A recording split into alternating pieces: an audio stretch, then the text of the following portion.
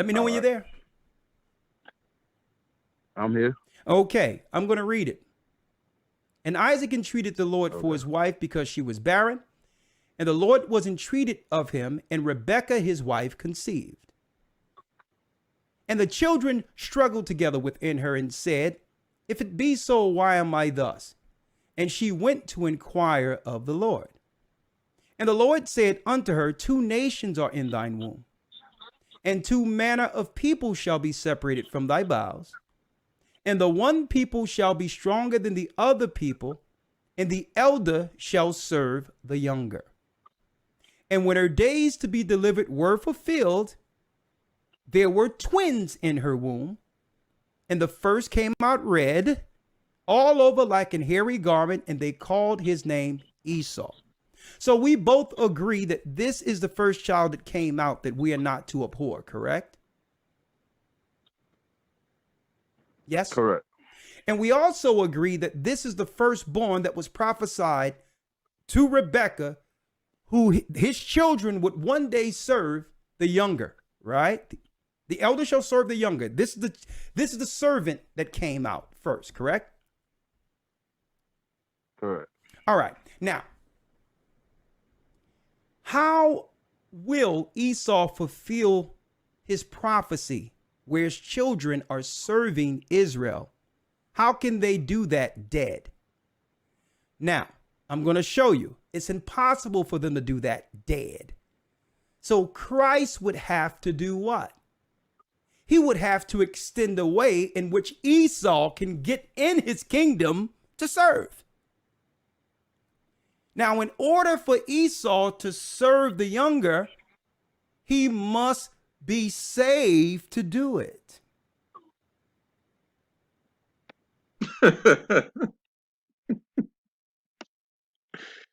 Excuse me, man. This guy, he's a character, man. All that neck rolling and the way he pronounced that red. He said red. That's very mysterious, man. But anyway, before I start, I want to give all praise, glory, and honor to Yahawashi, Yahawashi, Ba'ashem Rakhakwadash, double honors to the elder apostles of the great millstone who rule well. Peace and salutations to the hopeful elect tabernacle of David, scattered throughout the four corners of the earth. Now, this guy right here, man, and this is why, you got to be very on point when it comes to understanding these scriptures. Because you see how this guy is wording things and how he's speaking to the guy. He's very arrogant, man. He's very arrogant. And we know the Heavenly Father does not like arrogance at all. Now, he's using craft of the tongue by insinuating that, according to the prophecy, that the elder shall serve the younger. That means that he's going to be preserved to serve Yahawashi in the kingdom, which he actually is going to be in the kingdom. He's going to be in kingdom as a slave. Not every Edomite is going to be destroyed, and we don't teach that. We teach that every Edomite in America, and which is Babylon the Great, they're not going to be saved. And there's going to be other parts of the world that's going to be destroyed, where there will be a concentrated number of Edomites. They're going to be getting hit up, especially if you're a part of NATO. The beast is going to be destroyed. The Lord's going to give the beast to a burning flame. The Lord's going to have Michael the archangel and the other angels, and they're going to get busy on Esau's military.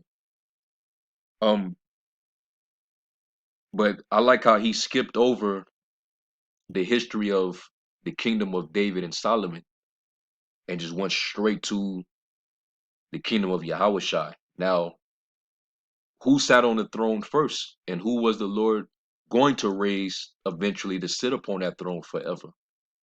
Yeah, Yahawashi, ultimately, he's going to sit upon the throne. But the fulfillment of them, the Edomite serving Jacob, was already partially fulfilled during the throne of David, when David and Solomon sat upon the throne. How did you forget that? How did you skip over that? Did you forget when Isaac actually blessed Esau after he told him that he would give him the dew from heaven, he would give him the fatness of the earth, and he said, "By thy sword shalt thou live." What did he say right after that? So let's go to Genesis 27.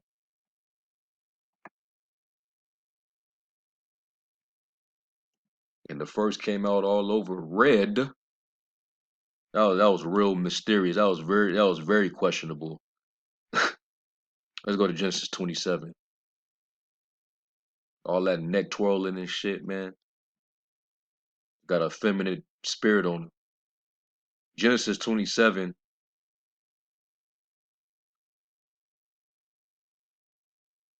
and verse 39. And it says, "And Isaac his father answered and said unto him, Behold, thy dwelling shall be the fatness of the earth, and the dew of heaven from above. And by thy sword shalt thou live, and shalt serve thy brother. And it shall come to pass, when thou shalt have the dominion, that thou shalt break his yoke from off thy neck." Now, when did this take place? When was this fulfilled? We go into the history. When Solomon actually fell, you had Edomites that fled out of their land, and they went down to Egypt because David, under his rule, was putting the beats to him. He was out there slaughtering Edomites. So by the time David and Solomon were gone, then they began to rebel against the kingdom of Judah. So real quick, let's go to 2 Samuel, the 8th chapter. Because this is when David triumphed over the nations and subdued them and put them in subjection. That way we can have 40 years of peace in our kingdom, right? This was fulfilled in David and Solomon. 2 Samuel 8 and 1, it says, "And after this it came to pass that David smote the Philistines and subdued them, and David took Mathagama out of the hand of the Philistines. And he smote Moab and measured them with a line, and casting them down to the ground, even with 2 lines measured, he put to death, and with 1 full line to keep alive. And so the Moabites became David's servants and brought gifts." And guess what? Yahawashi is going to do the same thing, because he's coming back to what? Judge and make war, pursuant to Revelation 19 and 11. Isaiah 63, how he's going to come back and destroy these Edomites. He's not going to kill every single Edomite. Some of them are going to be preserved for servitude.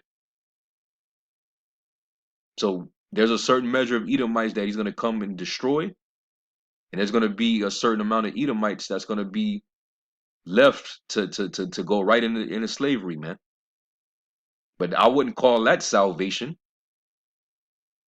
But that's how slick this guy is. He will call that salvation for them, because he wants to tippy toe and be very politically correct, because he has Edomites that follow him, because they got a false sense of hope listening to this guy and his doctrine, that they think that it ain't gonna be all that bad the way he describes how it's gonna be. That all they're gonna have to do is just hand out crackers and peanuts and little cups of apple juice or orange juice. They're gonna water your plants for you and shit like that, and we're gonna be gentle with them. Fuck out of here, man. David ruled over them harsh. He ruled over them real harsh, man. But what had to be done to subdue them first? So let's continue. It says, David smote also Hadadezer, the son of Rahab, king of Zobah, as he went to recover his border at the river of Euphrates. And David took from him 1,000 chariots and 700 horsemen and 20,000 footmen And David hoofed all the chariot horses, but reserved of them 400 chariots.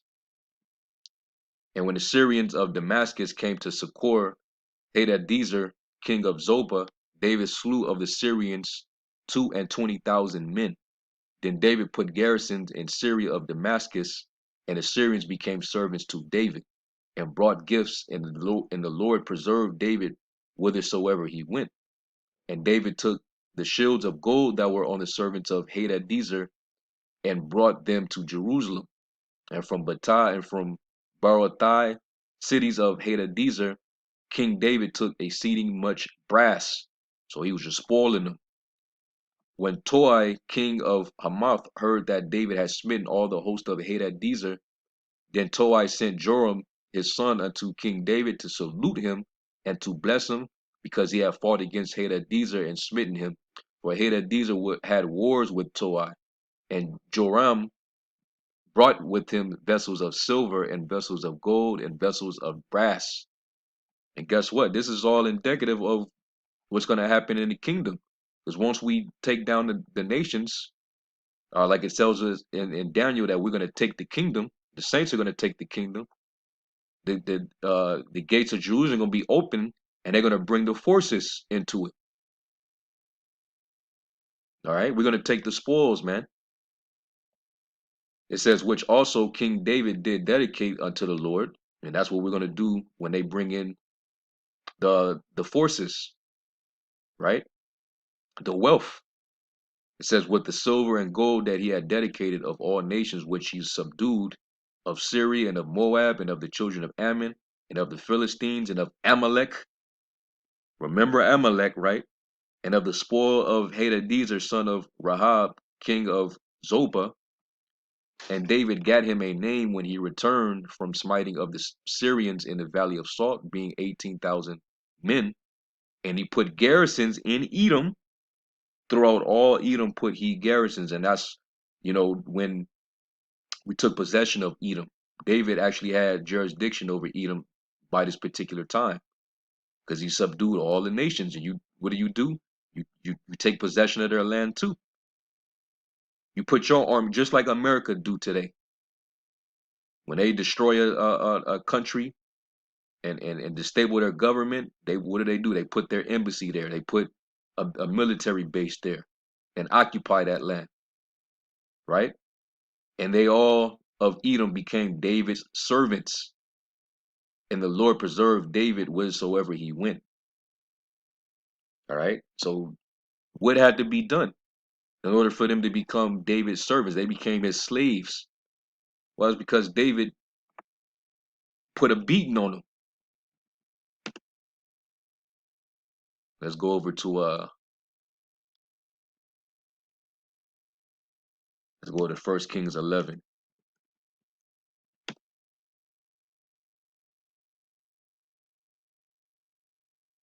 1 Kings 11 and 14. And the Lord stirred up an adversary unto Solomon, Hadad the Edomite. He was of the king's seed in Edom. For it came to pass, when David was in Edom, and Joab the captain of the host was going up to bury the slain, after he had smitten every male in Edom. For 6 months did Joab remain there with all Israel, until he had cut off every male in Edom. So they did a what the world today would call a racially motivated hate crime against the Edomites. All right, that Hadad fled, and he and certain Edomites of his father's servants with him to go into Egypt, Hadad being yet a little child. All right, so this is what was going on. He had to subdue them by putting a sword to him. All right, he was in constant battle. Let's go to Psalms 18.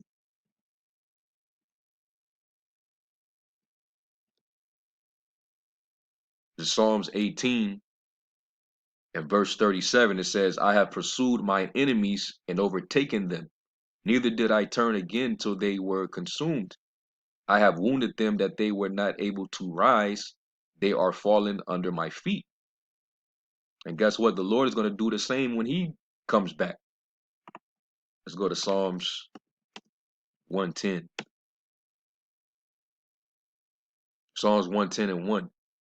And it says, the Lord said unto my Lord, sit thou at my right. And this is a psalm of David prophesying of Yahawashi. All right, the coming dominion of Yahawashi. How he's gonna rule over, how he's gonna have rule and dominion over his enemies. It says, until I make thine enemies thy footstool. The Lord shall send the rod of thy strength out of Zion, and rule thou in the midst of thine enemies. And when you go down to 5, it says, the Lord at thy right hand shall strike through kings in the day of his wrath. He shall judge among the heathen. He shall fill the places with the dead bodies. He shall wound the heads over many countries. All right, so the Lord's going to judge and make war with all these nations. That's how he's going to put them in subjection, just as David did. Okay, so going back, it says, verse 38, I have wounded them that they were not able to rise. Okay, they are fallen under my feet. Thou hast girded me with the strength unto the battle. Thou hast subdued under me those that rose up against me.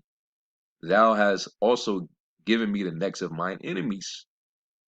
All right, and that's pursuant to Genesis 49 about concerning Judah, right? That I might destroy them that hate me.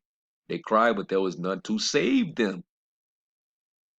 Esau ain't gonna be saved.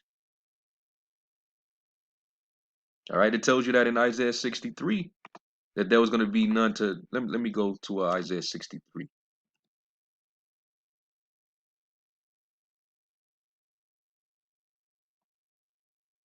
Yeah, Isaiah 63 and 1, it says, who is this that cometh from Edom with dyed garments from Basra? This that is glorious in his apparel, traveling in the greatness of his strength. I that speak in righteousness, mighty to save. Mighty to save who? Esau? By what? Destroying him? By judging and making war with him? By subduing him? Nah. No, mighty to save the Israelites, his people from their enemies, right? Which Edom happens to be number one on that list, pursuant to Psalms 83, right?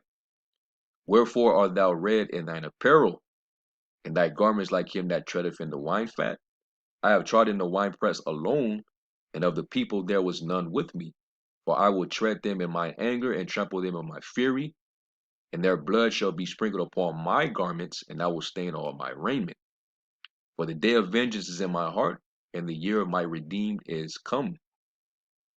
And this is also mentioned in the gospel when you read 2 chapters prior in Isaiah 61. All right, vengeance is actually part of the gospel. All right, he's going to avenge uh, uh, the Israelites upon these devils and these other nations for the controversy of Zion. Right, verse 5, and I looked, and there was none to help. And I wondered that there was none to uphold. Therefore mine own arm brought salvation unto me, and my fury it upheld me. And I will tread down the people of my anger, and make them drunk in my fury, and I will bring down their strength to the earth. All right. So going back, because it said, and I looked, and there was none to help. Ain't nobody gonna help them. It says right here back in 41, they cried, but there was none to save them, even unto the Lord, but he answered them not. Then did I beat them small as the dust before the wind. I did cast them out as the dirt in the streets. Thou hast delivered me from the strivings of the people, his own people, Jake, that was, trying to come against him, the house of Saul.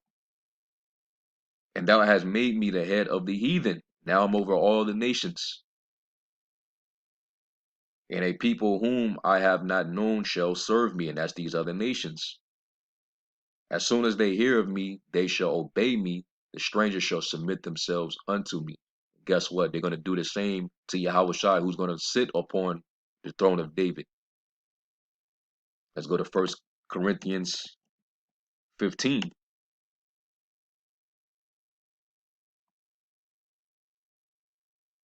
1 Corinthians 15 and verse 24, it says, then cometh the end, when he shall have delivered up the kingdom to the Most High, even the Father, when he shall have put down all rule and all authority and power, for he must reign till he put all enemies under his feet. The last enemy that shall be destroyed is death, for he hath put all things under his feet. But when he saith all things are put under him, it is manifest that he is accepted, which did put all things under him. So all these other nations are going to be subdued to him, right? So he's going to sit upon the throne. He's going to have all authority and power. But he's going to subdue them first by what? Waging war against them. That's why there's going to be the war of Armageddon. That's why there's going to be that multitude that's going to try to fight the Lord. And the Lord's going to, disintegrate them. Verse 28, and when all things shall be subdued unto him, then shall the Son of Man himself be subject unto him that put all things under him, that the Most High may be all in all. All right. So clearly, he skipped over the throne of David. All right. And if you was to ask him about what happened with the Edomites during the throne of David, he'd be stuck. Because yeah, they became servants to him, but were they saved? No, they just got beat into submission. A lot of them got slaughtered. And the ones that didn't die, they were made tributaries.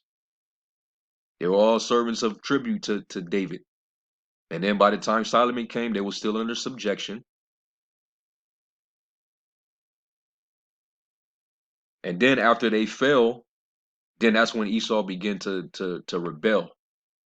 That's when the yoke came up off his neck. Let's go to 2 Kings 8.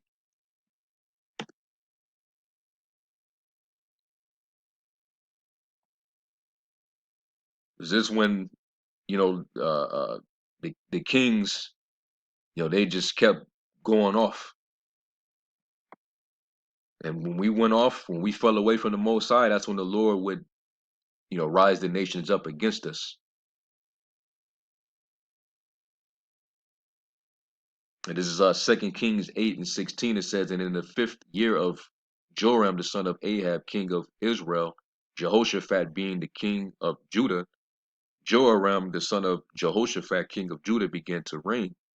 32 years old when he was he when he began to reign, and he reigned 8 years in Jerusalem. And he walked in the way of the kings of Israel, as did the house of Ahab, start doing wickedness. For the daughter of Ahab was his wife, and he did evil in the sight of the Lord. Yet the Lord would not destroy Judah for David his servant's sake, as he promised him to give him away a light and to his children. And in his days, Edom revolted from under the hand of Judah and made a king over themselves. So Joram went over to Zair, and all the chariots with him, and he rose by night and smote the Edomites which compassed him about, and the captains of the chariots, and the people fled into their tents. Yet Edom revolted from under the hand of Judah until this day. Then Libnah revolted at the same time. So this is when we start to see these nations start to resist. The Lord start to, rise them back up, because Israel started to go off and was doing a lot of wickedness. And right after this, when the Lord rose up the Babylonians, what happened? The Edomites couldn't wait to help assist those Babylonians in taking us down. All right. And Esau started to rise from that moment on, even though it wasn't his time to rule until the time of the Greeks. But they made sure that David and Solomon was out of their hair first. And they saw that we didn't have the same level of might, because the Lord's turned his back to us. But just imagine when Yahawashi comes back, man, and we get the power. It's going to be over with. And guess what? The Lord said, he that overcome and keep this unto the end, I will give you power over the nations. You shall rule them with a rod of iron. And what are you gonna do? You're gonna let's go to it. Revelation 2:26. And it says, and he that overcometh and keepeth my works unto the end, to him will I give power over the nations, and he shall rule them with a rod of iron, as the vessels of a powder shall they be broken to shivers, even as I received of my father. The same honor that was given him of his father, he's going to share that with his servants. All right.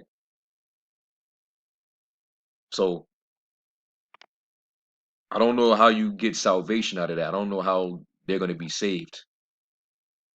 All right. Because you can't read nowhere in the scriptures where an Edomite is going to go up into the chariot. We're going to be saved by being beamed up in those ships. All right. If you want to use the word preserved for the Edomites that don't die in the lake of fire in America, okay, that's cool. But you using the term saved as if they're going to be able to have a chance through the gospel of being saved. That's not going to happen. The good news is only for the children of Israel. How would that be good news to them, knowing that they're going to be slaves under subjection to Esau after they just after they just ruled the planet Earth in wickedness, after they didn't fulfill their heart's desire, you know, in destroying Jacob? You're out your mind. The fact that they got to drink of the cup that we had to drink from, them being preserved to drink of that, and then be obliterated after 1,000 years of that. Why would you call that salvation? I wouldn't say that that's saved.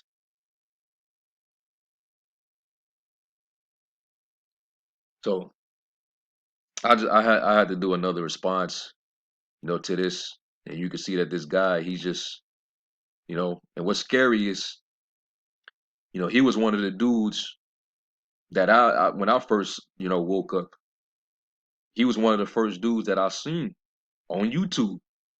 And I liked how dude spoke and broke certain things down, but the spirit had to, move upon me to remove me from, this guy, from watching this dude. You can clearly see he ain't right, and you can look at him and tell he ain't right. He's all type of bug that he's spaced out, man.